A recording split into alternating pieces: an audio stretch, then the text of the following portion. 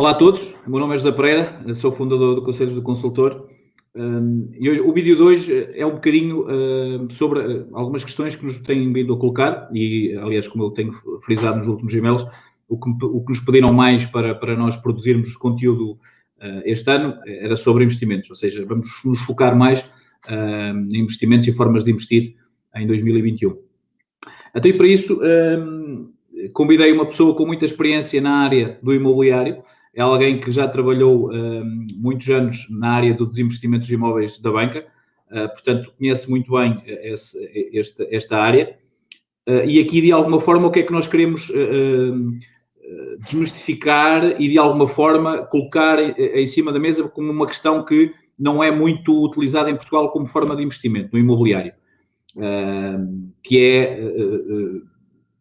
ou seja, o capital, é necessário ter capital, como é óbvio, e vamos já perceber que é necessário ter algum capital, mas quando falamos em investir no imobiliário dá sempre a sensação que temos que ter milhões para o fazer, e hoje em dia isso não é necessário. Aliás, com 100 euros já se consegue investir no imobiliário em fundos de investimento em imobiliário, que é sempre uma boa solução, que também é um dos vídeos que nós queremos, que nós vamos fazer mais à frente. Os vários tipos, até a forma de pagamento de dividendos. Mas hoje o que é que nós queremos fazer? Queremos mostrar que, de alguma forma, com um investimento razoável, conseguimos investir no imobiliário e, de alguma forma, criar o nosso portfólio de imóveis. Que isto não é só para ricos, como muitas vezes temos essa ideia. Miguel, da tua experiência, qual é...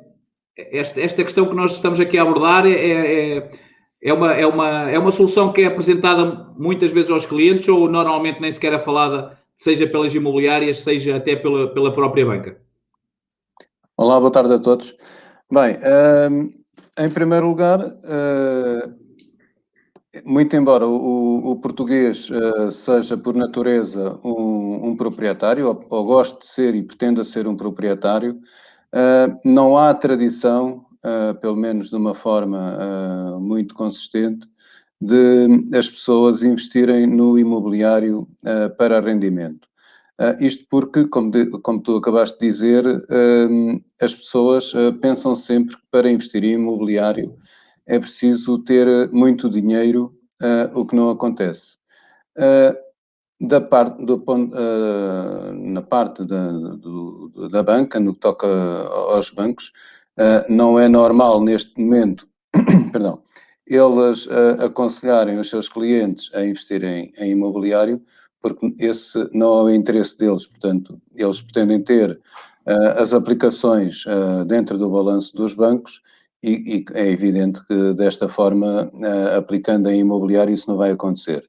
Isso aconteceu no passado recente, portanto, perdão, na crise pós-subprime, em que os bancos ficaram com uma carteira enorme de imóveis sem estarem preparados para tratar desses imóveis, que lhes pesava no balanço, que não tinham as estruturas preparadas para lidar com isso e, portanto, os bancos tiveram que desenvencilhar-se dessa situação. Portanto, e hoje, posto esse grande impacto, eles já adotaram outras formas de, quando são obrigados a retomar as garantias hipotecárias, os ativos imobiliários já os canalizam diretamente para grandes investidores e dessa forma não têm que estar novamente a tratar dos imóveis. Mas, portanto, voltando um bocadinho atrás, os bancos procuram que os clientes investam sobretudo no mercado financeiro, por vezes também no mercado de capitais. Portanto, não é de todo uma tradição, mas que, como nós iremos procurar aqui hoje demonstrar, esta poderá ser uma solução muito válida e, ao fim e ao cabo, com pouco dinheiro, nós conseguirmos, como eu costumo dizer, fazer um mielheiro, que é a aquisição de um ativo com recurso a crédito. Ok. Sim, de facto é exatamente esse o nome. É porque isto faz muita confusão muitas vezes as pessoas acharem que o facto de estarem a pedir o crédito, como é que isso pode servir para investimento. Mas normalmente, principalmente, e voltando à malta que tem muito dinheiro, ao contrário do que se pensa, muitas vezes é isso que eles fazem. Ou seja, eles fazem muitas vezes, como têm essa capacidade financeira, utilizam-na junto da banca para conseguir, de alguma forma, usar o dinheiro da banca para investir. Ao contrário do que as pessoas pensam. Para alavancar o negócio. Exatamente. Que é de alguma forma também o que aqui nós vamos tentar demonstrar. Os valores que o Miguel aqui vai apresentar, como é óbvio, estamos a falar de valores mais ou menos certos, ou seja, para os cálculos também serem mais fáceis de fazer, mas como é óbvio, isto depende muito das zonas do país, ou seja, há em situações em que um T1 ou um T2 custa 60 ou 70 mil euros e noutras zonas do país custa 200 ou 300 mil euros ou até mais em algumas situações. Portanto, isto aqui é só mais, os valores que nós vamos apresentar vai ser mais numa perspectiva de ser fácil a explicação, até para nós depois percebermos, mesmo a questão do arrendamento e os valores que falamos de arrendamento também fazem diferença de uma zona do país para a outra. Miguel, se calhar avançamos para os exemplos. Ok, então... eu vou partilhar. Eu não sei qual é o primeiro exemplo, mas vamos considerar aqui um exemplo que eu acho que pode ser muito interessante para alguém que, por exemplo, tenha 100 mil euros e nós temos que pensar o seguinte: hoje o dinheiro aplicado no mercado financeiro, sem risco, a remuneração é próxima de zero. Por outro lado, nós temos que pensar que, e penso que todos nós teremos essa experiência, se nós hoje formos ao supermercado comprar um pacote de produtos que tenham um valor global de 100 euros, se daqui por um ano nós pegarmos nos mesmos 100 euros e nos dirigirmos novamente ao supermercado para voltar a comprar esses mesmos produtos, vamos verificar que o dinheiro, esses 100 euros, já não vai ser suficiente para adquirir os mesmos produtos. O que é que isto quer dizer? Quer dizer que o nosso dinheiro desvaloriza. Portanto, aquilo que são hoje 100 mil euros, no próximo ano não terá esse mesmo valor em relação à capacidade de comprar bens hoje. Eu escolhi aqui um exemplo um bocadinho arrojado, mas que irei procurar demonstrar que fará sentido. E que é o seguinte: nós temos 100 mil euros, como eu disse, e poderemos pensar em pegar nesses 100 mil euros e adquirir um imóvel com recurso aos capitais próprios, portanto, ao dinheiro que temos. E basicamente, portanto, não sendo uma aquisição feita para habitação própria permanente, nós vamos ter que suportar os custos com escrituras e registros, o imposto de selo sobre a aquisição e o IMT. Portanto, o IMT, não sendo para habitação própria permanente, tem um escalão diferente, mas é mais oneroso e, portanto, é ligeiramente diferente em termos de custos. Mas, pegando naquilo que eu estava a dizer, se nós, em vez de comprarmos um imóvel por 100 mil euros, se nós comprarmos 2 imóveis por 100 mil euros cada, portanto, isto é um exemplo académico, portanto, nós estamos com 100 mil euros, que é o dinheiro que nós temos, em vez de comprar um, compramos 2. É evidente que nos faltam outros 100, portanto, se vai custar 200, se vamos comprar 2 vezes 100, temos que ter mais 100 mil euros. E aqui, aquilo que eu sugiro é que nós façamos o seguinte: vamos adquirir cada um desses imóveis com recurso a crédito à habitação por metade, no valor de metade do valor da aquisição, portanto, por 50 mil euros cada. Nós temos aqui as continhas feitas, portanto, isto são valores aproximados e não irão fugir muito disto. E temos aqui valores para o imóvel 1 e imóvel 2, portanto, que serão valores iguais e que, grosso modo, os custos com a aquisição desse imóvel vão rondar os 6 mil euros, ligeiramente abaixo, mas, portanto, vamos contar com 6 mil euros. Depois temos aqui a considerar também os custos com o empréstimo dentro do banco. E aí, portanto, temos aqui uma série de custos que vamos ter, a abertura de processo, a avaliação, a formalização. Portanto, cada um destes imóveis vai ter, ou cada crédito a que vamos recorrer, vai ter um custo de cerca de 1.000 euros cada. Portanto, temos aqui a acrescer 2.000 euros ao total dos custos com a aquisição dos dois imóveis. Basicamente, o total de custos, escrituras mais crédito à habitação, vamos ter cerca de 8.000 euros. Depois nós temos que considerar, portanto, para procurarmos ser aqui o mais rigorosos possível, temos que considerar custos de manutenção que vamos ter forçosamente com o imóvel. Como seja, por exemplo, vamos considerar aqui um condomínio de 300 euros ano, o IMI de 350 euros ano, que será uma taxa de 0,35%, que é uma taxa normal no país, e vamos considerar aqui uma manutenção básica de 150 euros ano também, o que representará, no final, 800 euros por cada imóvel, portanto, 1.600 euros nos dois imóveis no ano. Decorrente portanto, dos dois empréstimos que nós vamos contrair, ou que o cliente vai contrair, ele vai pagar por cada empréstimo, no final de um ano, prestações no valor de 2.070 euros. Portanto, isto é uma taxa básica, portanto, não são condições agressivas, são condições normais, e refiro aqui que estes empréstimos, cada um deles, tem indicadores muito favoráveis para o banco, porque estamos a falar de um LTV, portanto, um rácio entre o financiamento e o valor da avaliação de 50%. Portanto, sim, bancos, é uma excelente garantia, é uma excelente garantia. É uma excelente garantia, portanto, isto é visto com muito bons olhos pelo banco. A única coisa que temos que ter é capacidade de endividamento para assumir estas prestações, mas pelos valores também não é nada de extraordinário. Sim, estamos a falar, nem chega a 200 euros mês em cada um dos imóveis, não é? Nada, 175, salvo erro, mais ou menos à volta disso. Depois, consideramos ainda também os seguros obrigatórios associados ao crédito à habitação, que, portanto, isto com condições que nós obtivemos no mercado e, portanto, ao fim e ao cabo, vamos ter custos com a amortização de 2.278 euros em cada um dos empréstimos. Portanto, estamos a falar de 4.557 euros.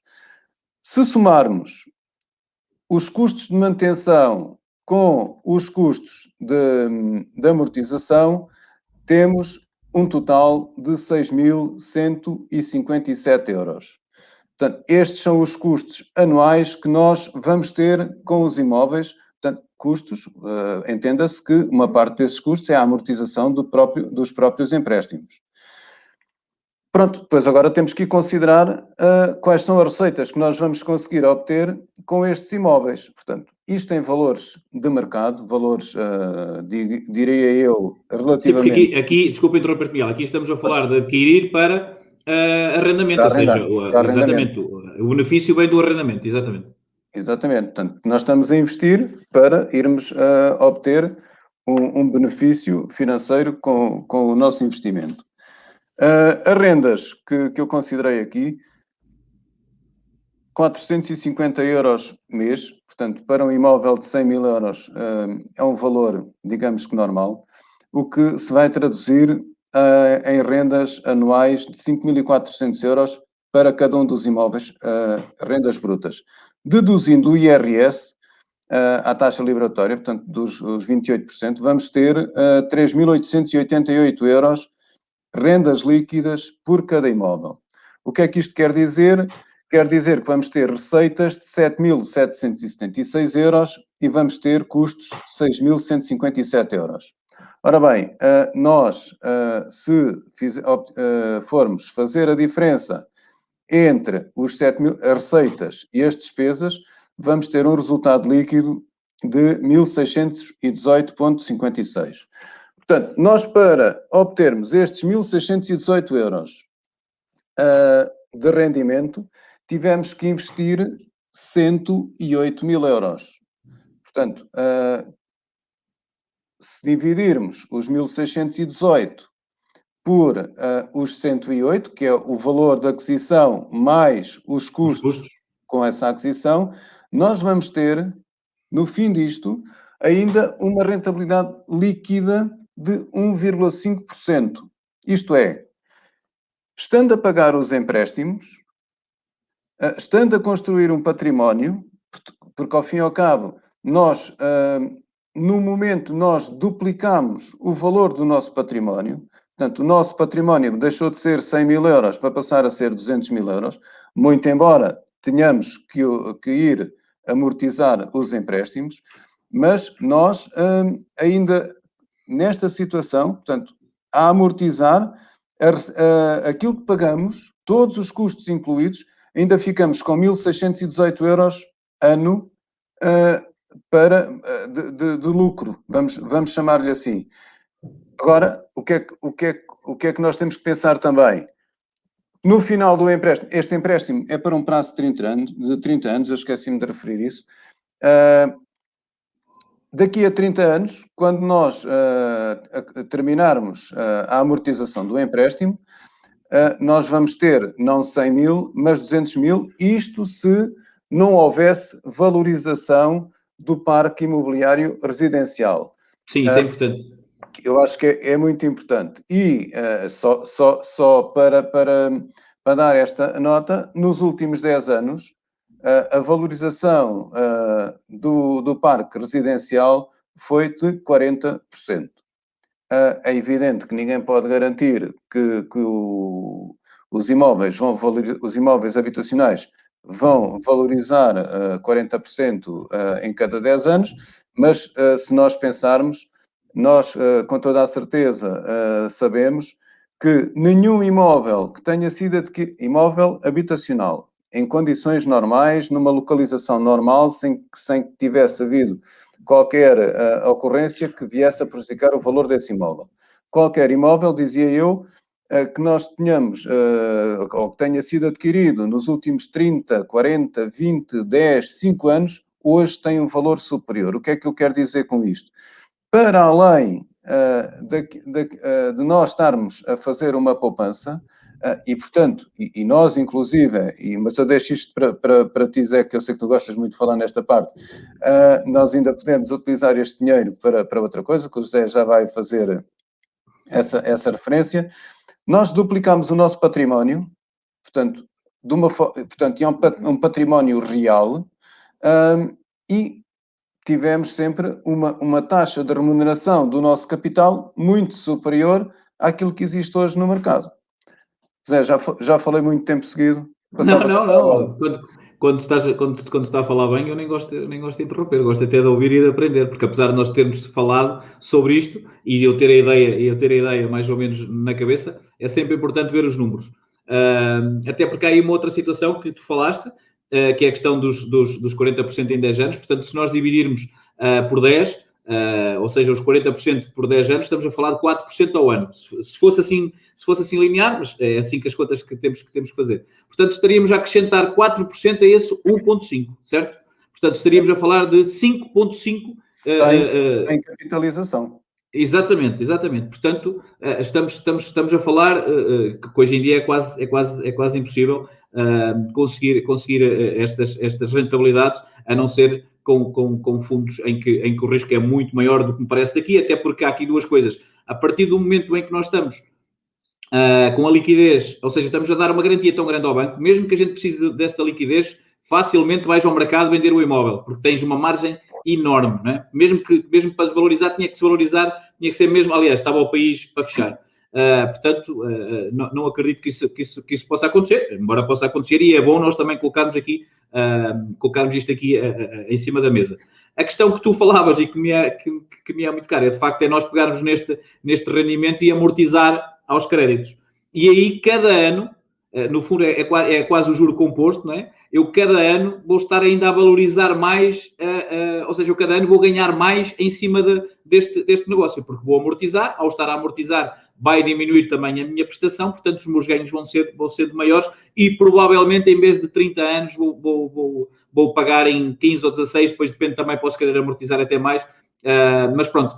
é mais esta questão de percebermos que o potencial é enormíssimo e a questão de podermos adquirir os imóveis para investir não é assim uma coisa tão complexa. Até porque estamos aqui a falar de 100 mil, mas eu se viver numa zona rural, onde os imóveis acabam muitas vezes por ser mais baratos, eu com 20 ou 30 mil euros, dividindo, estamos quase a fazer a mesma coisa para imóveis de 60 mil euros. Portanto, o potencial é enorme e estamos aqui a falar de valores, eu pedi logo no início para terem atenção a isso, estamos a falar em valores um pouco mais altos e mais redondos para, de alguma forma, ser mais fácil fazer estas contas, porque senão as contas tinham que ser ainda mais minuciosas, ok? E aqui não é o objetivo, nós estarmos aqui 5 ou 6 horas a explicar-vos algo, embora qualquer dúvida ou comentário que tenham, façam o favor de eu colocar aqui na zona dos comentários, como é óbvio. E depois há aqui outra coisa que a maior parte dos portugueses muitas vezes não têm noção, ou pelo menos, infelizmente, não temos muito essa noção. Por exemplo, nos Estados Unidos o seguro-vida é visto como um produto é uma poupança quase, porque sabe, se acontecer alguma coisa, a família fica salvaguardada com esse valor. Nós aqui estamos a colocar ainda o seguro-vida e o multirriscos como um custo. Mas ele não é um custo... Sim. Não é? Quer dizer, sim, mas convém dar aqui este toque. E depois o seguro-vida ainda tem uma outra coisa que podemos valorizar, que é, há coberturas no seguro-vida em que nos duplica o capital. Ou seja, se me acontecer alguma coisa, a minha família não só fica com a casa paga, como ainda pode receber o mesmo valor em dinheiro. E eu estou aqui a colocar como um custo, ok? Portanto, tenham atenção a isso e são pequenos pormenores que podem fazer toda a diferença. E parece-me que, aliás, o Miguel explicou isto de uma forma muito simples e clara. O meu receio inicial era que às vezes nestas coisas, esta malta mais técnica, depois às vezes tem dificuldade em fazê-lo, e o Miguel também está habituado a ter as mãos na massa e sabe como é que as coisas funcionam. Portanto, foi explicado de uma forma muito simples e clara. A mim parece-me uma excelente opção, como é óbvio, e a maior parte das pessoas não tem esta noção. Aliás, como eu te perguntava no início, mesmo da parte das imobiliárias, eu tenho a ideia que muitas vezes não colocam esta opção nos clientes, principalmente em imóveis de fundos de investimento, que de alguma forma acabam por vir para o mercado, e muitos deles até já com inquilinos, certo, Miguel? Há estas situações que podem muitas vezes ser exploradas e acabam por não ser. Não sei se tens alguma coisa a dizer sobre isso. Pronto, eu diria aqui o seguinte, nós não, vamos lá ver, o imobiliário, neste momento, com tudo aquilo que se tem passado no mundo, sempre foi, mas cada vez mais está a ser um refúgio dos investidores. Nós, neste momento, para que, pronto, se calhar muitas pessoas não têm essa noção, os grandes investidores internacionais, eles estão a comprar carteiras de imóveis aos bancos, eles estão a comprar carteiras de crédito aos bancos, e, portanto, veem isso como... Ninguém acredita que eles comprassem carteiras de dezenas de centenas de milhões de euros se não considerassem que aquilo que era um porto seguro e com uma excelente rentabilidade. Portanto, não estamos a falar apenas em estarmos a fazer uma aplicação com um risco muitíssimo reduzido, como também estamos a fazer um investimento ou em ativos com uma rentabilidade excelente. Portanto, não está ao nível das rentabilidades que podemos obter em mercados de capitais com aplicações agressivas e que estão também sujeitas a riscos elevados, mas, como eu dizia, esses senhores, essas grandes empresas, não estão a fazer este tipo de investimentos só porque lhes dá jeito ou porque têm excesso de liquidez. Não é isso. Eles vêm aqui para ganhar dinheiro. Uma excelente oportunidade para ganhar dinheiro. Relativamente àquilo que o José estava a falar, portanto, não sei, mas é provável que alguns de vós se tenham apercebido. Este ano vão entrar 4.400 imóveis provenientes de fundos de investimento de imobiliário de arrendamento habitacional, que saíram em determinada altura, quando os bancos estavam com problemas gravíssimos nos seus balanços e, portanto, tinham que fazer uma limpeza foram vendidos, os bancos o que é que fizeram? Venderam esses imóveis e venderam para fundos de investimento que eles próprios constituíram, em que os bancos são os detentores das unidades de participação desses fundos, mas agora com o mercado, digamos que regulado, os bancos vão proceder à liquidação desses fundos e, portanto, vão vender essas duas carteiras de imóveis. Muitos desses imóveis estão com contratos de arrendamento associado. Houve três grandes investidores que concorreram. A última informação que eu tenho foi um grupo espanhol que adquiriu essa carteira, portanto, ultrapassando aquela que seria a empresa que se esperaria viria a ganhar, digamos que, a posição e, portanto, agora estamos na expectativa de ver qual é que é o modelo de negócio que essa empresa vai querer imprimir portanto, nos imóveis que adquiriu. Portanto, há imóveis há uma grande quantidade desses imóveis que estão arrendados, portanto, têm já uma remuneração assegurada do capital por via dos contratos de arrendamento. Há também imóveis que estão devolutos, portanto, durante os próximos meses, com toda a certeza que isso vai chegar ao mercado.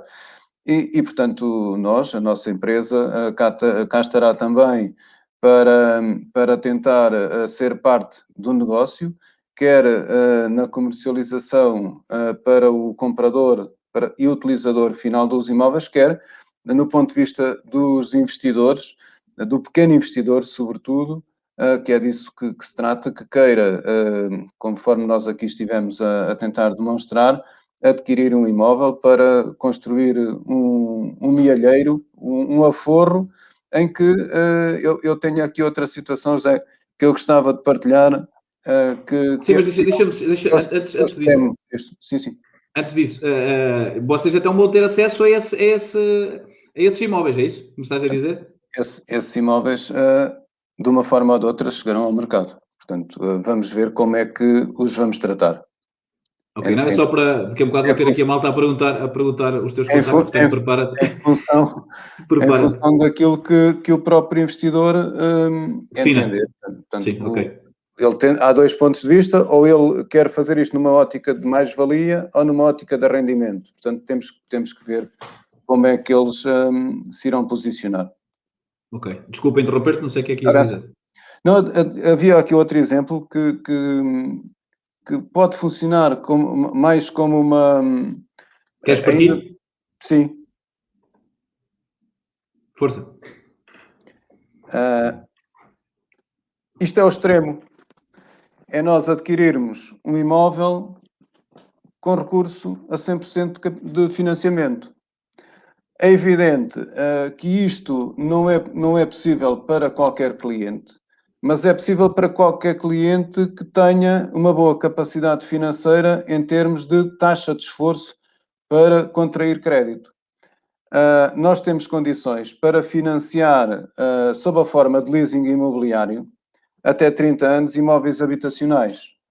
E, portanto, se nós, feitas as contas no mesmo modelo que nós tivemos há bocado a utilizar, portanto, vamos ter aqui os custos com a aquisição do imóvel, os custos com a abertura do processo no bancário, portanto, as comissões dentro do banco, e vamos ter custos no total para um imóvel na ordem dos 3.600, 3.700 euros. Depois vamos ter os mesmos custos com o imóvel, portanto, o condomínio, o IMI, a manutenção, portanto, consideramos aqui os mesmos valores. E depois vamos amortizar o leasing. Portanto, ao fim e ao cabo, neste cenário, o cliente vai ter mais ou menos o mesmo valor, porque aqui não vamos considerar o imposto de selo sobre a hipoteca, que é 0,6%, vamos considerar, é ligeiramente menos, e portanto estamos aqui a falar cerca de 4.000 euros, mas vamos considerar os 4.000 euros. E neste cenário, portanto, a prestação, a taxa de juro vai ser ligeiramente superior, mas ainda assim vamos ter prestações nesta ordem de grandeza, portanto, prestações anuais na ordem dos 4.100 euros, penso que andará nesta ordem, dependendo depois também da capacidade de negociação junto ao banco. Negociação, exatamente. Pronto. Amortização, portanto, custos com amortização mais a manutenção, 5.150 euros, número redondos. As rendas, vamos considerar os mesmos valores e, portanto, nós aqui, o que é que estamos a fazer? Portanto, nós temos uma receita de 3.888 líquida e uma despesa de 5.150 líquida. Portanto, vamos ter aqui 1.261 euros negativos entre aquilo que recebemos e aquilo que vamos ter que suportar no final do ano. Ao fim e ao cabo, se nós considerarmos, nós estamos a investir, é uma poupança de 105 euros por mês. No final de 30 anos, nós poupamos 38.000 euros, ok?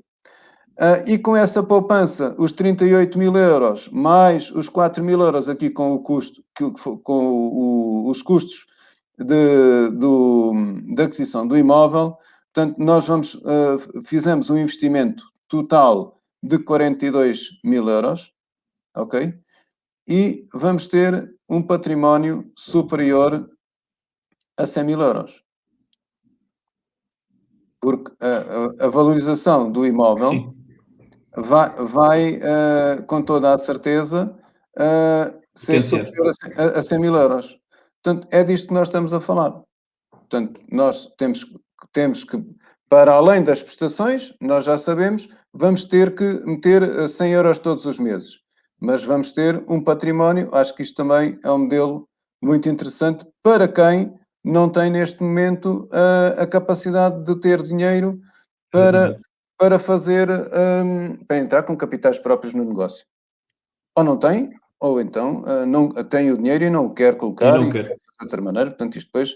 Não, às vezes até pode ter num fundo qualquer em que serve até como garantia, quer dizer, há várias formas de fazer as coisas, é importante pegar no dinheiro e pô-lo a trabalhar para nós, não é? Pode fazer um colateral, exatamente. Sim. A gente eu acho que é importante as pessoas perceberem que podem colocar o dinheiro a trabalhar para elas, ao contrário do que muitas vezes, aliás, a maior parte dos portugueses, eu digo muitas vezes isto, quer dizer, nós na escola temos religião moral, temos educação sexual, mas não há uma disciplina que nos ensine a poupar e a gerir o nosso dinheiro. Que muitas vezes acaba... A nossa vida, eu já digo isso há muito tempo também. Sim, é inacreditável que não haja um santinho nestes governos todos que temos tido até agora e que alguém pense assim... Eles se calhar também não sabem, o problema também pode ser... Ou se calhar querem, não é? Porque às vezes é isso, é que depois começamos a se calhar a exigir outras coisas, não é? Mas pronto, é um bocadinho por aí. O importante eu acho que é isso, é que as pessoas de facto percebam, e é um trabalho que eu tento aqui sempre fazer, é que o mais importante é nós colocarmos o dinheiro a trabalhar para nós. E aqui o que mostramos é que nem precisamos ter muito dinheiro, em algumas situações nem precisamos de o ter, desde que tenhamos a capacidade de nos endividar, mas também não estamos a falar de valores muito tipo, uma desgraça, não é? É importante nós termos isso em atenção e, acima de tudo, percebermos que há alternativas e que não podemos nos queixar, ai, que desgraça, que o meu dinheiro não está a render, Temos que nos fazer à vida, muitas vezes, e temos que, conforme o poupamos, como eu costumo dizer logo, pagarmos logo a nós próprios também, como diz o Pedro Anderson, que é tirar logo o dinheiro, às vezes até antes da prestação da casa, para a nossa poupança, e depois não é só, eu fiz a poupança este mês, depois é importante que pegar nesse dinheiro e pô-lo a trabalhar para nós, para chegarmos a um ponto... Exatamente. Para chegarmos a um ponto em que damos-nos ao luxo ou seja, os custos da minha vida estão ali naquela poupança, portanto eu depois faço o que eu quiser. Miguel, antes de mais, quero-te agradecer esta disponibilidade. Se calhar vou ter aqui malta a pedir o teu contacto por causa da questão dos fundos. De qualquer forma, depois, entretanto, falo contigo sobre isso. Quem nos acompanha, um forte abraço. Se tiverem dúvidas, coloquem nos comentários. Não deixem de subscrever o nosso canal se nos estiverem a ver no YouTube. É muito importante para nós esse crescimento. E mais vídeos de investimento vamos colocar no canal nos próximos dias. Portanto, um abraço e uma vez mais, Miguel, um abraço. Um abraço, boa tarde a todos. Obrigado.